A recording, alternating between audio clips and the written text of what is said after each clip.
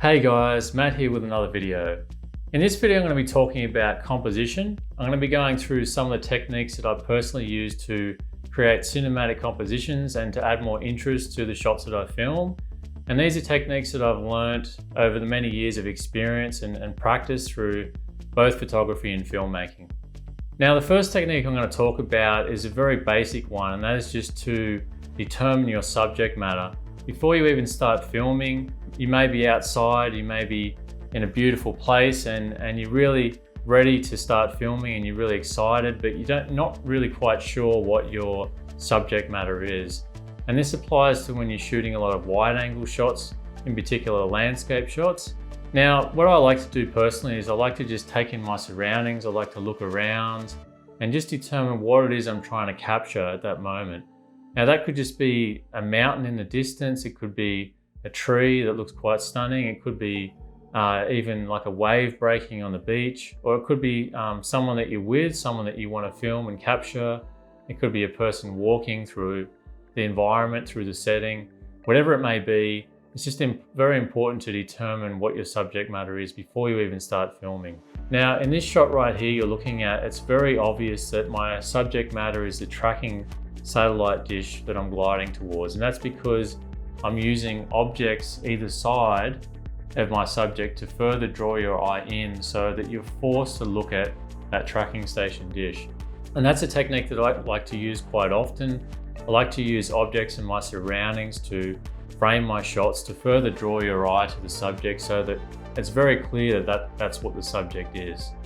Now, the next technique that I like to use is to actually think about the different sorts of things that I'm filming. For instance, I may be filming a sunset. I may want to capture the color of the sunset.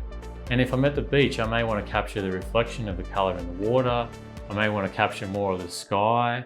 So depending on which one looks more dramatic, that's how I'm going to compose my shot, based on what I actually want to show the viewer and what's more important. Now, if I feel that the sky is more captivating and that's what I really want to capture, I'm going to actually frame my sky in the 2/3 of the frame and keep my foreground or whatever else it is below the sky in the 1/3 of the frame. If I'm composing a shot where I really want to draw your eye to a landscape scene, or I'm doing a glide shot through a beautiful landscape, then I want to have that in the 2/3 bottom of the frame, and I want to have my sky in the 1/3 of the frame. That way your eye is forced to look at that majority of the frame, and because you're using the rule of thirds, it's still well balanced, and that still draws your eye into the scene. I also highly recommend enabling your rule of thirds grid settings on your camera, and most cameras these days tend to have this option. For instance, on the Blackmagic Pocket Cinema Camera 6K, you simply go to the top left corner of your screen, select that icon, and you have various options. You also have thirds, you have horizon, you have crosshair, and I highly recommend at least enabling your thirds grids and turning that on. And that's just going to help you to compose your shots a lot easier because it separates your frame into thirds. Well, that's all we've got time for with this video. I hope you've learned something and I hope you find it really helpful. And get out there and practice, guys. The best way to learn and master composition is to just practice and keep on filming a variety of different shots and different settings. That's going to really help you improve your compositions the most. Thanks for watching, guys. Don't forget to subscribe for more upcoming videos in the future.